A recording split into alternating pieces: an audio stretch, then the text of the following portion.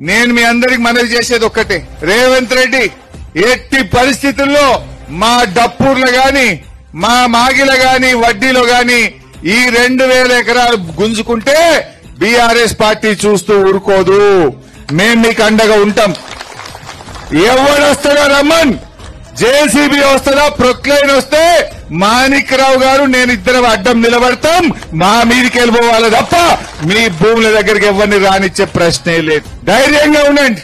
అవసరమైతే మీకోసం green tribunal కు ఢిల్లీలో కోర్టుల కేసేస్తా, మీకోసం హైకోర్టుల కేసేస్తా మీకోసం. ఎందుకంటే ఆల్రెడీ గ్రీన్ ట్రిబ్యునల్ అక్కడ అనుమతి ఇచ్చింది ఫార్మాసిటీకి. అక్కడ అన్ని అనుమతులు వచ్చినాయి, ఎన్విరాన్మెంట్ క్లియరెన్స్ వచ్చింది. ఆడబెట్టకుండా ఈ బంగారమూలె పంట వండే భూములలో పెట్టడానికి ఎన్విరాన్మెంట్ క్లియరెన్స్ రాదు. గ్రీన్ ట్రిబ్యునల్ ఒప్పుకోదు. మీరు ధైర్యంగా ఉండండి.